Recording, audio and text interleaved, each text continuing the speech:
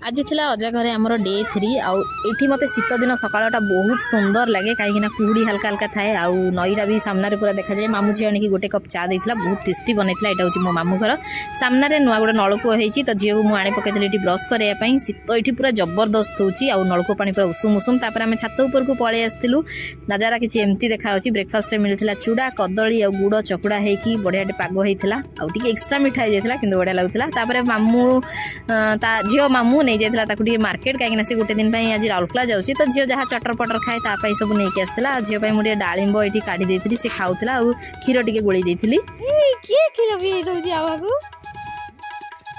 दादू झील को मो सान मामू क्षीर पीदेले गोटे सर्व वाला आसाला 4 किलो को 100 टंका तो समस्ते कहले फेक बोलिकी फेण फेण हम ना सी गोटे जगह फेण कला गोटे गामछा भी क्लीन करके देखला गोटे बेडसीट वाला आसाला से भी बेडसीट कमल कौन सब रखाला। आज सकाळटे किसी एमती थिला।